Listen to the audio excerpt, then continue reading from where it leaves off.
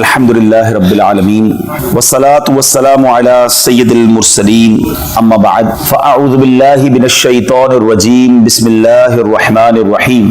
پڑھیے الصلاة والسلام علیک یا رسول اللہ وعلی آلک واصحابک یا حبیب اللہ. الصلاة والسلام علیک یا نبی اللہ وعلی آلک واصحابک یا نور اللہ. درود پاک پڑھنے کے بے شمار فضائل و برکات ہیں اور بہت سارے واقعات فضائل درود میں ملتے ہیں. ایک بڑا ہی شاندار اور ایمان افروز واقعہ جو نبی پاک صلی اللہ تعالیٰ علیہ وسلم کے دور میں پیش آیا، میرے آقا کا ہی زمانہ تھا اور ایک کیس لایا گیا. یہ واقعہ جو نبی پاک کے دور میں پیش آیا یہ بھی گویا ایک کیس تھا، ایک مقدمہ تھا.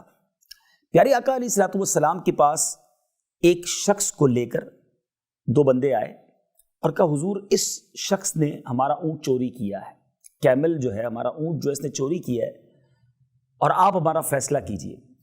سرور کائنات صلی اللہ تعالیٰ علیہ وسلم نے اس سے پہلے کہ میرے آقا کچھ فرماتے، اسلامی عدالت میں فیصلہ کرنے کے لیے دو گواہ چاہیے، چوری کا مال ہو وہ بھی موجود تھا اور جس کو نامزد کیا تھا، جس کے اوپر یہ الزام تھا وہ بھی تھا. تو بہت کلیئر کیس نظر آ رہا تھا کہ شاید فیصلہ ہو جانا چاہیے تھا. مگر نبی پاک علیہ الصلوۃ والسلام تو دلوں کے حال بھی جانتے ہیں.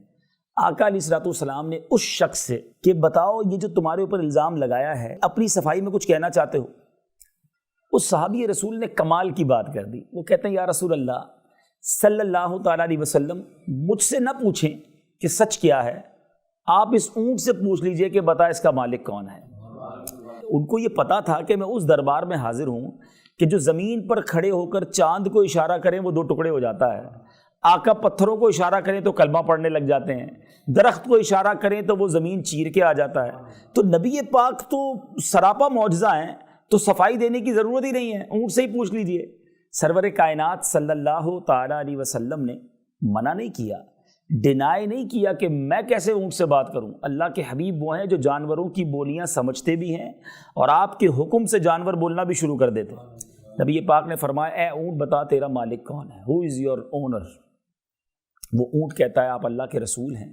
پہلے تو اس نے نبی پاک کی گواہی دی اور اس کے بعد وہ کہتا ہے حضور یہ دونوں جھوٹے ہیں، جس کو پکڑ کر لائے ہیں یہی میرا مالک ہے. پیارے آقا بہت خوش ہوئے، اس کی رہائی ہو گئی، وہ باعزت بری گویا ایک طرح سے ہو گیا، الزام سے بھی بری ہو گئے. اب نبی پاک نے بڑا کمال کا جملہ ارشاد فرمایا. سرور کائنات صلی اللہ تعالیٰ علیہ وسلم نے جو بات فرمائی وہ بڑی نرالی تھی کہ میرے آقا نے فرمایا کہ ایسا تیرا کون سا نیک عمل ہے جس کی وجہ سے تو اتنی بڑی ذلت و رسوائی سے بچ گیا. کیونکہ اس زمانے میں چور کے ہاتھ کاٹے جاتے تھے، اگر ہاتھ کٹ جاتے تو جدھر بھی جاتا چور کے نام سے پہچانا جاتا، لوگ سمجھ جاتے ہاتھ کٹے ہوئے ہیں. لیکن سوال بڑا نرالا ہے، تھوڑا ہے باریک نقطہ سمجھیے گا. آقا اس امتی سے سوال کر رہے ہیں کہ تیرا کون سا نیک عمل ہے جس کی وجہ سے تو اتنی بڑی ذلت سے بچ گیا. حقیقت تو یہ ہے کہ کمال اور معجزہ تو نبی پاک نے دکھایا، مہربانی تو آقا نے کی تھی، اور پوچھ اپنے امتی سے رہے کہ تیرا کون سا نیک عمل ہے. یہ بھی ایک غلام پر شفقت کا انداز ہے نا. وہ شاعر لکھتے ہیں نا، آتا ہے فقیروں پہ انہیں پیار کچھ ایسا، خود بھیک دیں اور خود کہیں منگتا کا بھلا ہو. خود ہی کرم کیا اور خود ہی پوچھ رہے ہیں بتاؤ تیرا کون سا نیک عمل ہے. وہ کہتا حضور اور کوئی نیک عمل تو یاد نہیں، ہاں میری زندگی میں یہ عمل ہے کہ میں آپ کی ذات پر کثرت سے درود پاک پڑھتا ہوں. میرے آقا نے کیا فرمایا، اے میرے امتی، حدیث پاک کا مضمون ہے، اسی طرح مجھ پر درود پاک پڑھتے رہا کرو، تم جس طرح دنیا میں ذلت سے بچ گئے ہو آخرت میں بھی ذلت سے بچ جاؤ. اب گویا یہ ہمیں فارمولا مل گیا، ہمیں یہ طریقہ مل گیا کہ اگر میں اور آپ چاہتے ہیں، کون ہے جو نہیں چاہتا کہ ہمیں دنیا اور آخرت میں سرخروئی ملے، یہاں بھی ذلت سے بچیں وہاں بھی بچیں، تو طریقہ یہی ہے کہ پیارے آقا صلی اللہ تعالیٰ علیہ وسلم پر کثرت سے درود پڑھتے رہیں. انشاءاللہ یہاں بھی کامیابی مقدر بنے گی، وہاں بھی کامیابی مقدر بنے گی. میں بھی نیت کروں اور آپ بھی نیت کریں کہ انشاءاللہ کثرت سے درود پاک پڑھیں گے. صلو علی الحبیب صلی اللہ تعالی علی محمد صلی اللہ علیہ وسلم. تو آج بات چل رہی تھی، جیسے شروع میں نے کہا کہ ایسے افراد ہیں اور موقع ملتا ہے زندگی میں انسان کو کہیں نہ کہیں جسٹیفیکیشن کا، انصاف کرنے کا، فریقین کی سن کر کوئی فیصلہ کرنے کا موقع ملتا ہے۔ تو آج چند باتیں اسی حوالے سے عرض کروں گا۔ قیامت کے دن جو ہے، جو گرمی ہوگی اس کے بارے میں آپ نے سنا ہوگا کہ 50,000 سال کا دن ہوگا، سورج 1.25 میل پر ہوگا اور لوگ اپنے ہی پسینے میں ڈبکیاں کھا رہے ہوں گے، پیاس سے برا حال ہوگا۔ اس دن کوئی سایہ نہیں ہوگا سوائے اللہ کے عرش کے سائے کے، یوم لا ظل الا ظلک، اللہ کے عرش کے سائے کے سوا کوئی سایہ نہیں ہوگا۔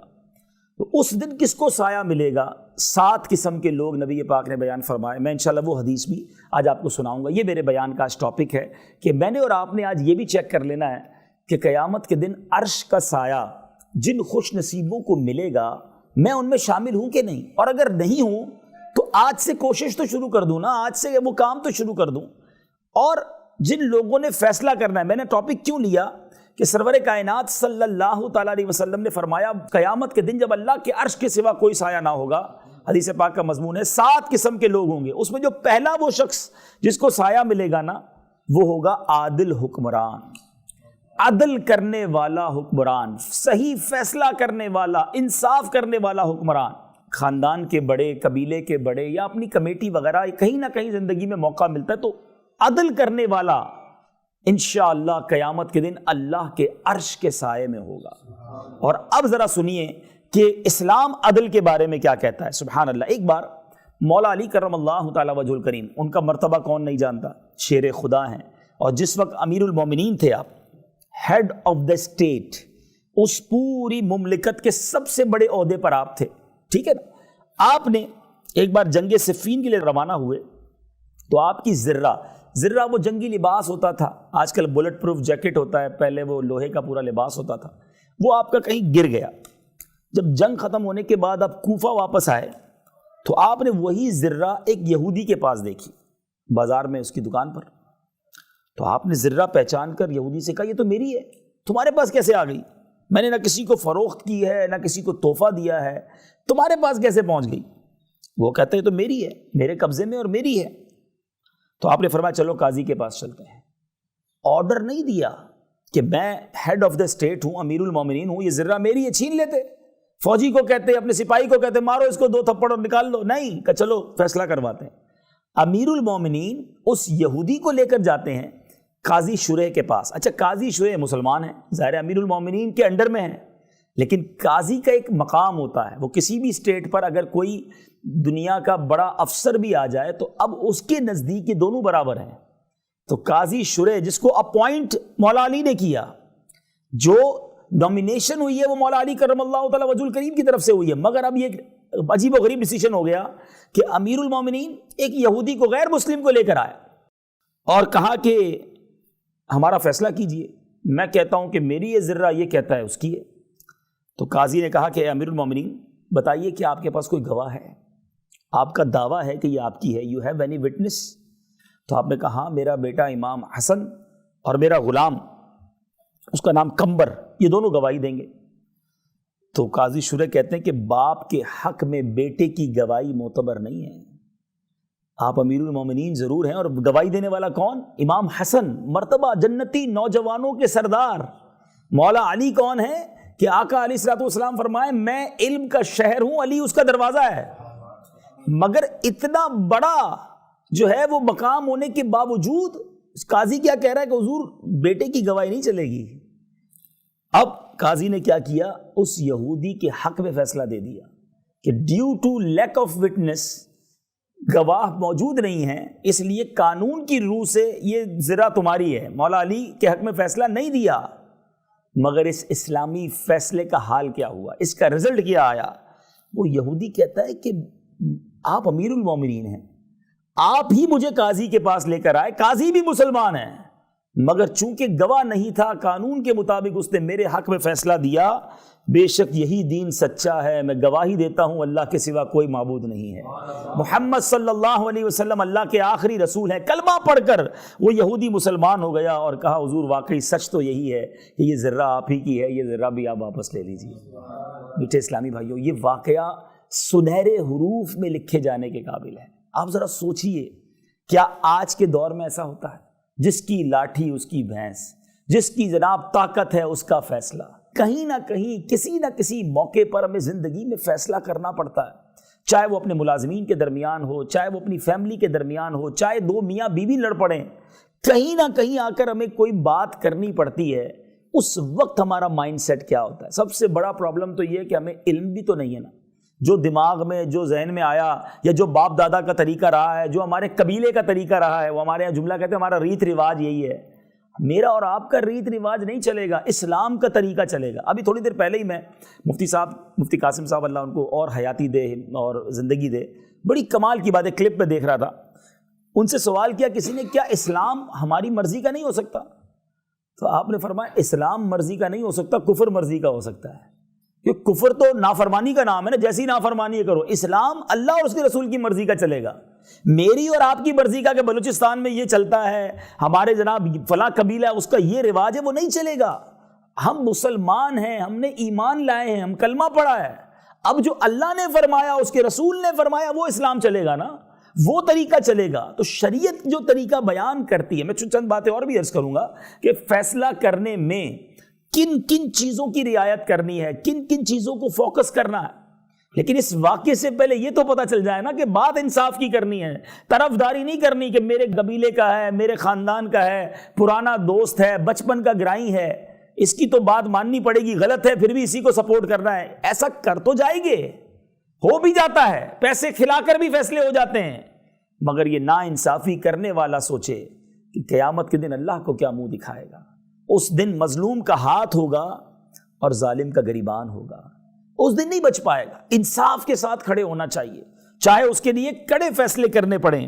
میرے میٹھے اسلامی بھائیوں، اچھا ایک اور بات، اسلام کو کیا پسند ہے؟ مثال کے طور پہ ایک بندہ آیا کہ اس نے میرے کو مارا ہے، یا میرے جناب فلاں کام خراب کر دیا ہے، ایک تو فیصلہ یہ کہ تم بھی اس کو مار لو، لڑائی کر لو، یا اس پر کوئی جرمانہ لگا دیا، قید سنا دی، اس سے نفرتیں جنم لیتی ہیں۔ انصاف تو ہو جاتا ہے، شریعت یہ چاہتی ہے کہ کسی طرح دو بھائیوں میں صلح کرا دی جائے، معافی تلافی کر کے خاندان ملا دیے جائیں۔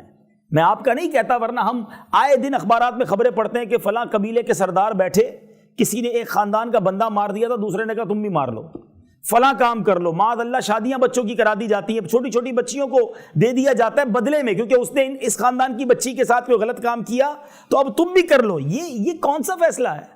تو پہلی کوشش اسلام یہ کہتا ہے کہ صلح کی کروائی جائے، معافی تلافی کرائی جائے، کیونکہ معافی تلافی میں محبت رہتی ہے، پیار رہتا ہے۔ لیکن اگر کسی کو بعض اوقات جب سزا ہوتی ہے، سزا اسلام کا طریقہ ہے، پہلی کوشش میں کہہ رہا ہوں، اس کے بعد تو مجبوراً وہی کرنا پڑے گا۔ تو اب ذرا سنیے گا کہ ایک بار نبی پاک علیہ الصلوۃ والسلام حضرت انس رضی اللہ تعالیٰ فرماتے ہیں کہ سرکار دو عالم علیہ الصلوۃ والسلام نے تبسم فرمایا، مسکرائے۔ اچھا صحابہ بھی کمال کے تھے نا، نبی پاک کی کوئی بھی ان یوزول چیز دیکھتے جو جس کو کہیں کہ عادت مبارکہ میں نہ ہو، اچانک ہو جائے تو خاموش نہیں رہتے تھے۔ پیارے آقا سے کوسچن کر لیا کہ یا رسول اللہ صلی اللہ تعالی علیہ وسلم آپ کیوں مسکرائیں، کیا وجہ ہے؟ پیارے آقا علیہ الصلوۃ والسلام فرماتے ہیں کہ اللہ کی بارگاہ میں میرے دو امتی اللہ کی بارگاہ میں دو زانو گریں گے، قیامت کا دن ہوگا۔ ایک عرض کرے گا یا اللہ میرا انصاف دلا، اس نے مجھ پر ظلم کیا ہے۔ اللہ دعویٰ کرنے والے سے فرمائے گا کہ کیا کرے، اس کے اوپر تو پاس کوئی نیکی بھی نہیں ہے، کیونکہ اس زمانے میں پیسے تو نہیں ہوں گے نا کہ قیامت کے دن کسی کے پیسے کھائے ہوں گے تو ہم اپنے جیب سے نکال کے دے دیں گے، پیسے تو کسی کے پاس نہیں ہوں گے۔ ظلم کیا ہے تو اس کے بدلے نیکیاں دینی پڑیں گی۔ تو اللہ فرمائے گا کہ اس بندے کے پاس تو نیکی بھی نہیں ہے، وہ تجھے کیا دے؟ تو جس نے دعویٰ کیا ہوگا نا وہ کہے گا یا اللہ میرے گناہ اس کے سر ڈال دے۔ اور یہ کہہ کر نبی پاک رو پڑے، آقا کے آنسو گرنے لگے کہ وہ بڑا نازک دن ہوگا اے عمر، لوگ ایک ایک نیکی کو ترس رہے ہوں گے، حدیث کا مضمون ہے، ایک ایک نیکی کو ترس رہے ہوں گے۔ نیکی نہیں ہوگی تو بندہ چاہے گا میرا گناہ کسی کے سر جائے، یہ بوجھ اتر جائے۔ قیامت کے دن کی ہولناکی سے اس لیے ڈریں کہ ماں ہے نا، اس پوری کائنات میں سب سے زیادہ مجھ پر اور آپ پر مہربان کوئی ہے تو وہ میری ماں ہے، آپ کی ماں ہے۔ ماں سے زیادہ بچے سے کوئی پیار نہیں کرتا۔ ماں بھوکی رہ جائے گی، بچے کو کھلائے گی، ماں سردی اٹھا لے گی، بچے کو گرمی پہنچائے گی۔ لیکن قیامت کا دن ایسا نفسا نفسی کا ہوگا، سیدی اعلیٰ حضرت اسی میدان محشر کے اس نقشے کو اپنے اشعار میں بیان کرتے ہیں نا، آپ فرماتے ہیں ماں جب اکلوتے کو چھوڑے آ آ کہہ کے بلاتے یہ، باپ جہاں بیٹے سے بھاگے لطف وہاں فرماتے یہ، آقا وہاں کام آئیں گے، ماں باپ کام نہیں آئیں گے۔ تو اب پیارے آقا فرماتے ہیں کہ وہ اللہ کی بارگاہ میں بندہ کہے گا یا اللہ اگر اس کے بعد نیکیاں نہیں ہیں تو میرے گناہ اس کے سر پہ ڈال دے۔ اب اللہ تبارک و تعالیٰ کیا فرمائے گا؟ دیکھ تیرے سامنے کیا ہے، مظلوم سے فرمائے گا تو وہ عرض کرے گا اے پروردگار میں اپنے سامنے سونے کا پورا ایک شہر دیکھ رہا ہوں، بڑے بڑے محلات دیکھ رہا ہوں جو موتیوں سے بنے ہوئے ہیں، موتیوں سے آراستہ ہیں۔ یہ شہر یا محلات کسی شہید یا پیغمبر کے لیے؟ تو اللہ فرمائے گا یہ اس کے لیے ہیں جو اس کی قیمت ادا کرے۔ تو وہ بندہ کہے گا یا اللہ اس کی قیمت کون ادا کر سکے گا؟ اتنے بڑے بڑے سونے کے محلات ہیں، پورے پورے گھر سونے اور جواہرات کے بنے ہوئے ہیں۔ تو اللہ فرمائے گا تو ادا کر سکتا ہے، اے بندے تو ادا کر سکتا ہے۔ وہ عرض کرے گا وہ کس طرح؟ اللہ عز و جل فرمائے گا اس طرح کہ تو اپنے بھائی کے حقوق معاف کر دے، اپنے اس بھائی کو معاف کر دے جو اس نے تجھ پر ظلم کیا ہے نا، تو معاف کر دے۔ تو کہتا ہے یا اللہ میں نے سارے حقوق معاف کیے، اگر مجھے یہ محل ملنے والے ہیں تو میں نے سارے حقوق معاف کیے۔ اللہ فرمائے گا اپنے اسی بھائی کا ہاتھ پکڑ اور دونوں اکٹھے جنت میں چلے جاؤ۔ یہ ہے میرا رب، یہ ہے اس کی شان کریمی۔ رب قیامت کے دن سلو کروائے گا بندوں کی جو لڑائی جو ظلم جو ہو گئے، وہ اللہ اتنا کریم ہے کہ قیامت کے دن بھی سلو کرائے گا تاکہ بندہ بندے کو معاف کرے اور جنت میں جائے۔ تو آج بھی اگر کسی کو فیصلہ کروانے کی نوبت آئے کوشش کریں کہ سلوح کروائیں۔ میں قرآن پاک کی آیت پہلے سنا دوں۔ اللہ تبارک و تعالیٰ قرآن میں ارشاد فرماتا ہے وَالصُّلْحُ خَيْرٌ، اور صلح خوب ہے، وَأُحْضِرَتِ الْأَنفُسُ الشُّحَّ، اور دل لالچ کے پھندے میں ہے۔ سلو میں ہی خیر ہے، سلو ہی میں بہتری ہے۔ تو سب سے پہلی کوشش ہمیں کرنی کیا چاہیے کہ سلوح کروا دیں، دونوں کی الگ الگ سنیں، پیار سے بات کریں۔ بلکہ دو مسلمانوں میں سلوح کروانے کے لیے ہمیں جھوٹ بولنے تک کی شریعت نے اجازت دی۔ حالانکہ جھوٹ کتنا بڑا گناہ ہے، ٹھیک ہے نا؟ جھوٹ کے بارے میں یہاں تک آیا کہ جو بندہ جھوٹ بولتا ہے اس کے منہ سے ایک ایسی بدبو نکلتی ہے کہ فرشتہ 1 میل دور چلا جاتا ہے۔ لیکن اگر دو مسلمانوں میں، میاں بیوی میں اگر آپ نے سلوح کروانی ہے تو آپ یہاں جھوٹ بھی بول سکتے ہیں۔ کیسے؟ کہ ایک بھائی دوسرے بھائی سے ناراض ہے، وہ ایک دوسرے سے بالکل مخالف ہے، دشمنیاں لگی ہوئی ہیں۔ اچھا ہمارے لوگ کیا کرتے ہیں؟ جھوٹ بولتے ہیں مگر مرچی مسالہ لگانے کے لیے۔ پتہ ہے اس نے تمہارے بارے میں یہ بولا تھا، وہ کہتا ہے میں نہیں چھوڑوں گا، جان سے مار دوں گا۔ اچھا وہ بھی کہتا ہے اچھا میں بھی اپنی بندوق سیدھی کرتا ہوں۔ یعنی لڑائی کرنے کے لیے، دوریاں ڈالنے کے لیے جھوٹ بول رہے ہیں، وہ ان کا کیا بنے گا؟ لیکن شریعت کیا کہتی ہے کہ اگر دو بھائیوں کا دل ملانا ہے، آپ کسی کے پاس گئے، کہا یار میں ان کے پاس سے ہو کر آیا تھا، وہ تو بہت آپ کی تعریف کر رہے تھے، بہت دعائیں دے رہے تھے آپ کو، ایسا نہیں ہے جیسا آپ سوچتے ہیں، وہ تو پازیٹیو سوچتے ہیں آپ کے بارے میں۔ دوسرے کے پاس گئے، اس کو کہا یار وہ بھائی تمہارے بارے میں بڑا پیار سے بات کر رہا تھا، کہہ رہا تھا یار میرا بھائی ہے۔ یعنی ایسی باتیں کرنا جس سے دل مل جائے، جس سے سلو ہو جائے، جس سے دوستی ہو جائے۔ یعنی آپ پوائنٹ سمجھ رہے ہیں میرا، کہ وہ کام جو اللہ کو سخت ناپسند، اسلام کو سخت ناپسند، جھوٹ ایسا نہ ہو کہ ویسے بولنا شروع کر دیں۔ جھوٹ سے بڑی برائی نہیں ہے کوئی، بہت بڑے گناہوں میں سے یہ گناہ ہے، بلکہ جھوٹ ایک ایسا گناہ ہے یا ایسی برائی ہے جو کسی بھی مذہب میں جس کو ہے نا اچھا نہیں سمجھا جاتا۔ دنیا کا ہر مذہب، دنیا کی ہر قوم جھوٹ کو برا سمجھتی ہے۔ بدقسمتی سے آج اتنا جھوٹ بولا جا رہا ہے، پہلے کبھی کبھی ہم سنتے تھے کہ بندہ کبھی کبھی جھوٹ بولتا تھا، اور اب تو یہ حال ہو گیا کہ ایسا لگتا ہے کبھی کبھی ہی سچ بولتا ہے، ورنہ انسان جھوٹ بولنے میں بڑے دلیر ہو گئے ہیں۔ نہیں میرے بیچ اسلام ہر حال میں سچ بولنا ہے، لیکن میں یہاں چونکہ سلوک کی بات کر رہا ہوں، دل ملانے کی بات کر رہا ہوں، تو اسلام کو اتنا پسند ہے یہ عمل کہ دل ملائے جائیں، محبتیں پھیلائی جائیں، نفرتیں پھیلائی نہ جائیں۔ اور اس کی اپوزٹ کچھ لوگ کام کر رہے ہوتے ہیں۔ یہ عورتوں میں بڑی برائی ہے اور کچھ مردوں میں بھی ہوتی ہے، جس کو ہم کہتے ہیں چغل خوری، لگائی بجھائی ہے۔ فلاں یہ کہہ رہا تھا، اس کی دکان سے اٹھے تو اگلی دکان پر گئے، یار وہ تو تمہارے بارے میں یہ کہتا تھا، اس کی مل سے نکلے دوسرے کی مل میں گئے، وہ تو تمہارے بارے میں یہ کہہ۔ معاذ اللہ، اگر کہہ بھی رہا تھا تو آپ پر فرض ہے اس تک پہنچانا تاکہ اور دوری ہو جائے اور دشمنی ہو جائے۔ آپ کوئی خبر پہنچانے والے افراد ہیں کہ ایک خبر دوسری خبر تک پہنچانا ضروری ہے؟ دیکھیں ہمارا شعبہ اپنی جگہ پر، جیسے میں نے بھی ایک جملہ کہا کہ اسلام ہماری مرضی کا نہیں ہوگا، ہمیں اسلام کی مرضی کے مطابق ہونا پڑے گا نا۔ تو ہم صحافی ہوں، کاروباری ہوں، ہم قبیلے کے سردار ہوں، ہم زمیندار ہوں، ہماری فیلڈیں مختلف ضرور ہیں، مگر ہیں ہم سارے مسلمان، ہم سب اسلام کے تابع ہیں، ہمیں اللہ اور اس کے رسول کے احکام پہ چلنا ہے نا۔ تو ہمیں یہ اجازت نہیں ملے گی کہ ہم لوگوں کو جناب ان کی باتیں ادھر تک پہنچائیں، کوئی اسکینڈل بنائیں، کوئی میسیجز چلانا شروع کر دیں کہ فلاں کے گھر میں یہ ہو گیا، فلاں کے پرابلم یہ ہو گئی۔ یاد رکھیں جو کسی کے عیب اچھالتا ہے دنیا میں اس کے عیب بھی کھول دیے جاتے ہیں، اور جو کسی کے عیب چھپاتا ہے، پتہ چل بھی جائے نا کہ فلاں کے پرابلم ہو گئی ہے، فلاں کا یہ مسئلہ ہو گیا ہے، عیب چھپانے والے بنو، اللہ اس کے عیب بھی چھپائے گا۔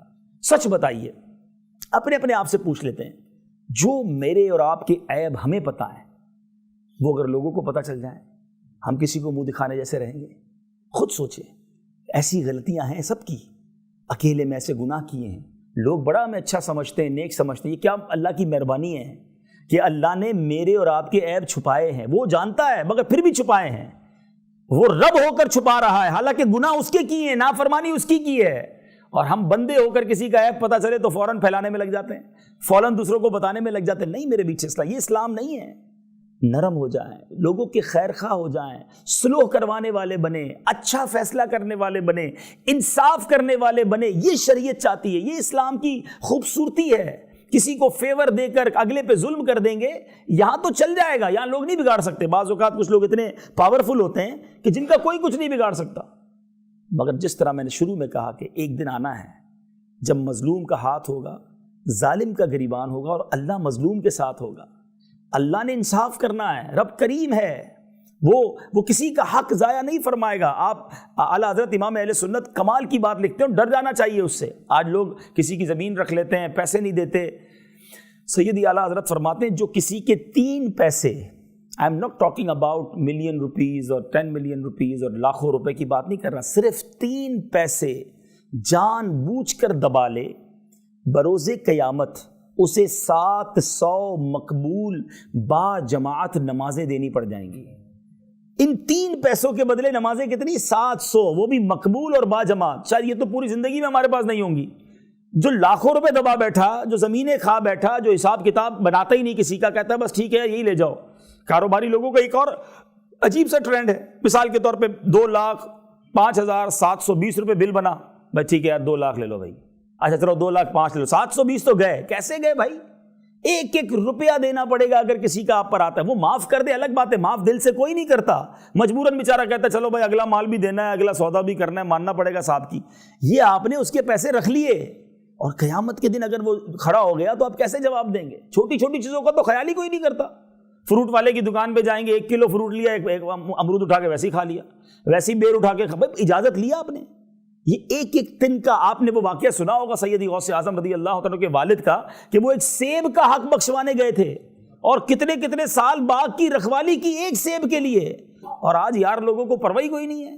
ایسا نہ کریں، حقوق العباد کا خیال رکھیں۔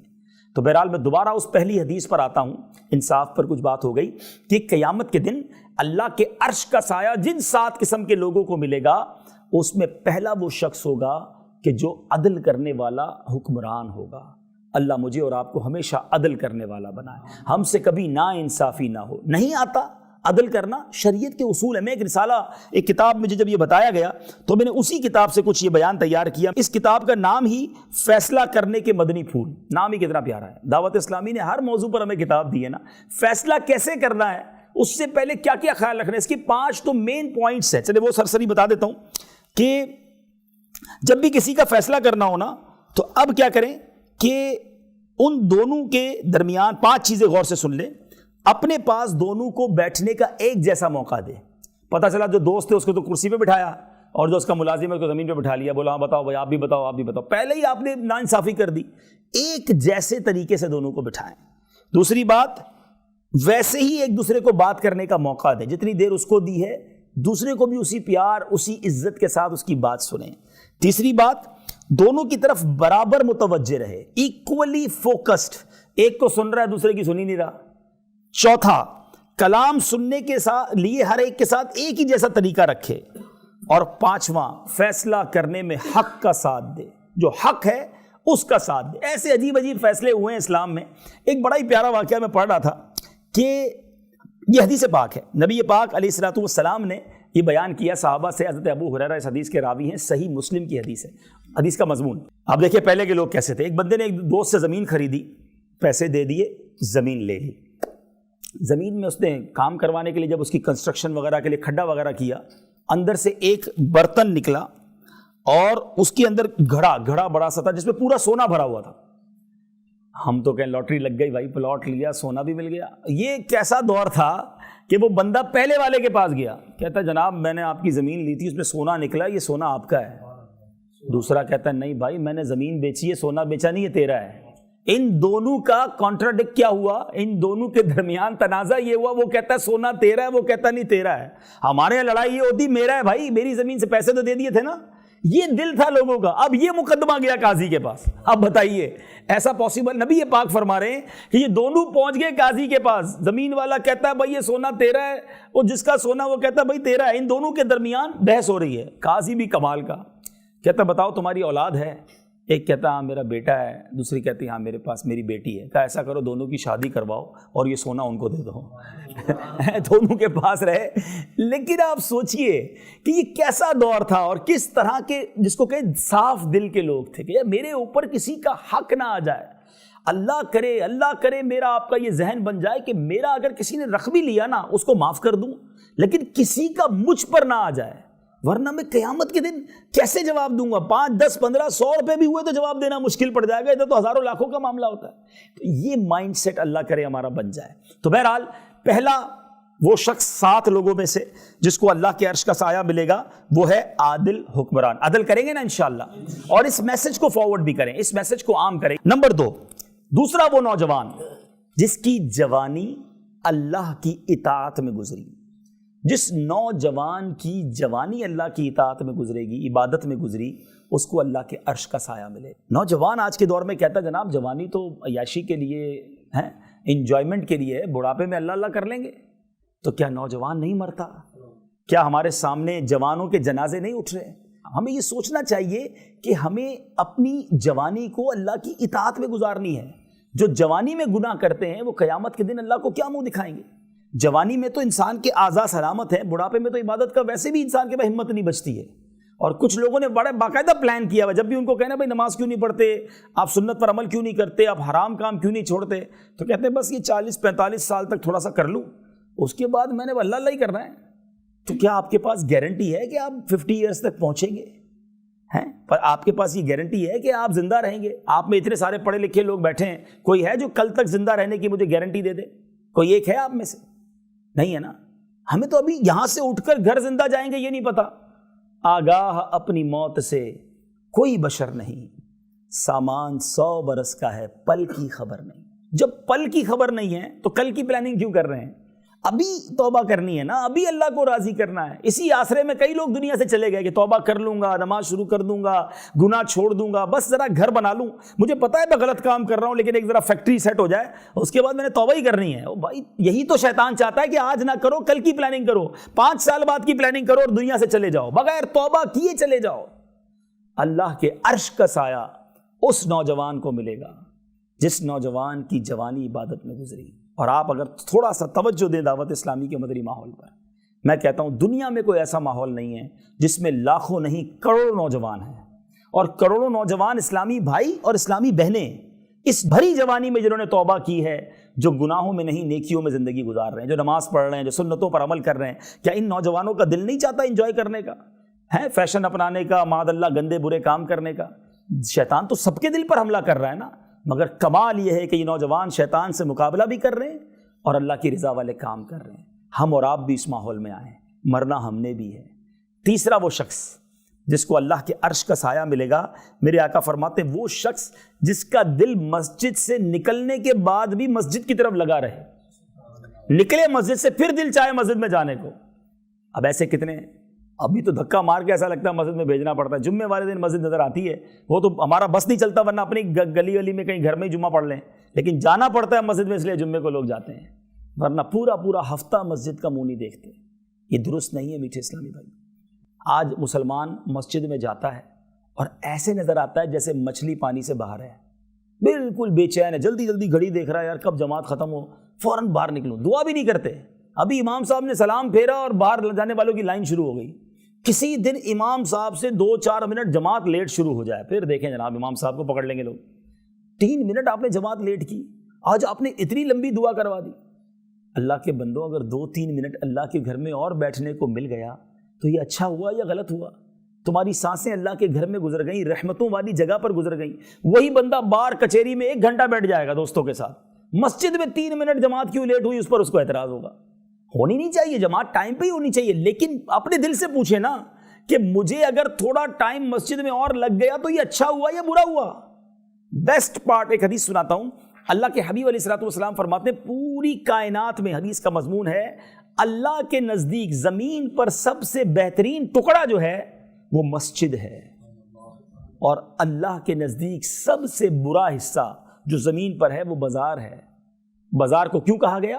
کہ وہاں غفلت ہوتی ہے، وہاں جھوٹ بولتے ہیں لوگ، وہاں دھوکہ دیتے ہیں. جو بازار میں بھی عبادت کرے، جو بازار جائے وہاں بھی ذکر کرے، وہاں بھی حلال کمائے، اس کی بڑی فضیلت ہے.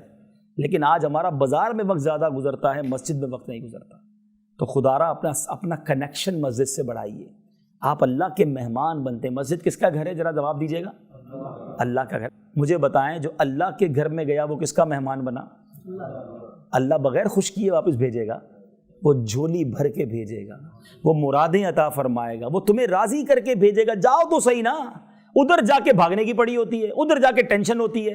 میزبان کو اچھا لگے کہ جاتے ہی بولے میں جا رہا ہوں. آپ کا تو بلوچی کی روایت ہے، کھائے بغیر تو جا نہیں سکتے، چائے بغیر تو جا نہیں سکتے. آپ کو برا لگ جاتا ہے آپ کا مہمان کچھ کیے بغیر چلا جائے. اللہ کے گھر سے ویسے ہی باہر آ گئے. خود سوچیں آپ کیا کر رہے ہیں. بار بار مہمان بنے اور سکون والے مہمان بنے. ایک اور بات، مسجد میں جائیں تو اس کا ادب بھی کریں. آپ کے گھر میں کوئی آئے مہمان، آ کر گندگی کرے، شور مچائے، آپ کیا کہتے ہیں؟ آئندہ نہیں بلانا اس کو تمیز نہیں ہے. ایسا ہی ہے. اور کوئی مہمان آئے بڑی عزت سے بیٹھے، بڑا آپ کے گھر کے ساتھ صفائی ستھرائی والا ماحول رکھے، جاتے جاتے آپ کو 2 تحفہ بھی دے کے جائے، آپ کیا کہیں گے؟ بڑا یار کمال کا آدمی، اس کو دوبارہ بلانا ہے. ایسا ہی ہے. اگر اللہ کے گھر کا بار بار مہمان بننا ہے نا تو اچھے مہمان بنو. مسجد کا ادب کریں، عزت کے ساتھ جائیں، صاف کپڑے پہن کے جائیں، خوشبو لگا کر جائیں، شور نہ کریں مسجد میں. اللہ کے گھر کا ادب کریں. اللہ بار بار بلائے گا. یہی نہیں بلکہ اپنے گھر مکے میں بھی بلائے گا انشاءاللہ. ہاں، بار بار حج کو بلائے گا کیونکہ اچھے مہمان تھے نا آپ. لیکن مسجد کا ادب ہو. مسجد جائیں گے تو سب کریں گے نا. ایک ایک سانس جو میں اور آپ مسجد میں لیتے ہیں وہ ہمارے لیے برکت ہے، ثواب ہے. لیکن نہیں جاتے. نیت کریں انشاءاللہ مسجدوں میں زیادہ جائیں گے انشاءاللہ. عاشقان رسول جہاں جہاں مسجدیں ہیں، عاشقان رسول کے ساتھ جا کر انشاءاللہ ہم نماز ادا کریں اور بیٹھے تسبیح پڑھیں، نوافل پڑھیں، کچھ دیر گزارو وہاں پر. ایک بڑا آپ کے یہاں جیسے وہ بڑے صدر ہوتے ہیں، سی ایم صاحب سمجھ لیں. آپ کو کوئی سی ایم کہے جناب ہمارے گھر پہ آپ نے آنا ہے، بندہ پہلے تو پورا ہفتہ محلے کو بتاتا ہے مجھے سی ایم صاحب کے پاس جانا ہے، اور بلایا کتنی دیر کے لیے؟ 10 منٹ کے لیے. اور اگر وہ 10 منٹ کے بعد کے اور بیٹھ جاؤ، آپ تو جناب خوش، اور بٹھا رہا ہے یار، کمال ہے. بلایا 10 منٹ کے لیے تھا اور 1 گھنٹہ بٹھایا. تمہیں دنیا والا کوئی زیادہ دیر بٹھا لے اچھا لگتا ہے، اللہ کے گھر میں زیادہ دیر بیٹھنا اچھا نہیں لگتا. خود سوچیں آپ اپنے ساتھ ہم کیا کر رہے ہیں. تو مسجد کے ساتھ اپنا کنیکشن بڑھائیں، لگاؤ بڑھائیں، انشاءاللہ اس کی برکتیں ملیں گی. چوتھا، وہ شخص جس کو اللہ کے عرش کا سایہ نصیب ہوگا، وہ 2 شخص جو اللہ کی محبت میں ملیں اور اللہ ہی کی محبت میں جدا ہو جائیں. کوئی دنیاوی مقصد نہ ہو، انہیں بھی اللہ کے عرش کا سایہ ملے گا. اب یہ ماشاءاللہ ابھی کی محفل دیکھ لیں. میرا کوئی بھی رشتہ دار یہاں پر نہیں، بہت سو کو تو میں جانتا بھی نہیں ہوں، لیکن ہم سب کیوں آئے ہیں؟ اللہ کی رضا کے لیے. ہمارا کوئی دنیاوی مقصد نہیں، کوئی بزنس ڈیلنگ نہیں ہو رہی ہے. اللہ کی رضا کے لیے آپ اپنے کام کاج کو چھوڑ کر آئے ہیں. تھوڑی دیر بعد آپ جدا ہو جائیں گے. یہ وہ محفلیں ہیں، یہ وہ اجتماعات ہیں، یہ وہ گیدرنگز ہیں جو انشاءاللہ اللہ کے عرش کے سائے کا سبب بنیں گی. دعوت اسلامی کے اجتماع میں آیا کریں تو انشاءاللہ اس طرح کی محفلیں قیامت کے دن اللہ کے عرش کے سائے کا سبب بنیں گی انشاءاللہ. 5واں، سبحان اللہ، بڑا خوبصورت کیٹیگری. آقا فرماتے وہ بندہ جو اکیلے میں اللہ کو یاد کرے، اکیلے میں رب کو یاد کرے اور اس کی آنکھوں سے آنسو بہ نکلے، اللہ قیامت کے دن اپنے عرش کا سایہ نصیب کرے گا. بعض اوقات محفل میں، اجتماع میں کبھی کبھی ہماری آنکھوں سے آنسو نکل جاتے ہیں جب دعا ہوتی ہے، کوئی نعت اچھی پڑھ رہا ہوتا ہے، یہ ٹھیک ہے. لیکن مزہ یہ ہے کہ میں جانوں میرا رب جانے. اکیلا کمرہ بند ہوا، تھوڑا سا دیر رات کو اٹھ جائیں، تہجد پڑھیں، عشاء پڑھ کے سو جائیں. تہجد کے لیے ضروری یہ ہے کہ عشاء پڑھی ہوئی ہو اور عشاء پڑھ کے بندہ سوئے، اور اب فجر کا وقت شروع ہونے سے پہلے کبھی اٹھ جائے اور اکیلے کمرے میں جا نماز بچھائیں. مشورہ دے رہا ہوں آپ کے وجہ سے کوئی بیمار ہوگا، کسی کا کوئی پرابلم ہوگا، کسی کا فیملی ایشو ہوگا، ادھر ادھر نہ جاؤ. اللہ کریم ہے، اس کے پاس جاؤ نا بھائی. تہجد میں اٹھیں، ہاتھ اٹھائیں، آنسو بہائیں، اللہ سے اپنی پرابلم بھی عرض کریں اور اپنی آخرت کے لیے بھی دعا کریں، اللہ سے اس کی محبت بھی مانگیں. اکیلے میں اللہ کو یاد کر کے رونے والا اللہ کے حبیب فرماتے ہیں اس کو قیامت کے دن اللہ کے عرش کا سایہ نصیب ہوگا۔ اللہ مجھے اور آپ کو ایسی نیکیاں کرنے کی توفیق دے۔ آج پرابلم یہ ہے کہ ہم نے تو ہر نیکی لوگوں کو بتانی ہے، اکیلے میں تو کرنا ہی کچھ نہیں ہے۔ اکیلے میں کچھ کر بھی لیا تو وہ بھی لوگوں کو بتانا ہے۔ یار مولانا صاحب نے کل کہا تھا نا اکیلے میں رونا ہے، تو آج میں تہجد میں اٹھا تھا اور خوب رویا تھا، یہ بھی بتا دیا۔ او بھائی آپ جانے، آپ کا رب جانے۔ ایک چوٹ کرتا ہوں اوستا محمد والوں، ایسی کتنی نیکیاں ہیں ہمارے پاس جو صرف میں جانوں اور میرا رب جانے۔ اپنے آپ سے پوچھئے گا، ہم نے جتنے حج کیے لوگوں کو بتائے، جتنے عمرے کیے، بلکہ عمرے میں طواف کتنے کیے وہ بھی بتا دیے ہوں گے، کتنے روزے رکھے، کتنے صدقے دیے، جو بھی نیکی کی وہ لوگوں کو بتاتے ہیں۔ کیوں بتاتے ہیں بھائی؟ میں جانوں میرا رب جانے۔ ایسی نیکیاں کیجئے جو آپ جانے اور آپ کا رب جانے۔ علماء کہتے ہیں جس طرح اپنے گناہ چھپاتے ہو نا، اس طرح اپنی نیکیاں چھپاؤ۔ گناہ ہم میں سے کوئی نہیں بتائے گا کہ ہم نے کیا کیا گڑبڑے کی ہیں، وہ سب بندہ چھپاتا ہے۔ نیکیاں سب کو بتا رہے ہیں، مجھ سے بڑا نیک کوئی نہیں۔ نہ جناب نہ، میں جانوں میرا رب جانے۔ تو یہ اکیلے میں آنسو بہانے والے کو اللہ کے عرش کا سایہ ملے گا۔ چھٹا، سکستھ، آقا فرماتے وہ نوجوان، وہ شخص جس کو کوئی مال و جمال والی عورت گناہ کے لیے بلائے اور وہ کہے میں اللہ سے ڈرتا ہوں، اس کو موقع ملے گناہ کرنے کا اور وہ اللہ کی رضا کے لیے، اللہ کے خوف سے اپنے آپ کو بچا لے۔ آج حال بہت برا ہے۔ آج لوگ گناہوں کے اڈے ڈھونڈتے ہیں، گناہ کرنے کے لیے مختلف کنٹریز میں جاتے ہیں۔ نہیں میرے میٹھے اسلامی بھائی، جدھر بھی جائیں گے اللہ دیکھ رہا ہے۔ اللہ وہ خوف نصیب کر دے، اللہ وہ خیال نصیب کر دے کہ جب گناہ کا جی چاہے نا تو یہ خیال آ جائے کہ جو بھی میں کرنے جا رہا ہوں یہ اللہ دیکھ رہا ہے۔ اللہ مجھے اور آپ کو اپنا صحیح خوف نصیب فرمائے۔ ساتواں، وہ شخص سبحان اللہ کہ اس طرح چھپا کر صدقہ دے، ایسے صدقہ دے کہ دائیں ہاتھ سے صدقہ دے تو بائیں ہاتھ کو پتہ نہ ہو، پتہ نہ چلے کسی کو۔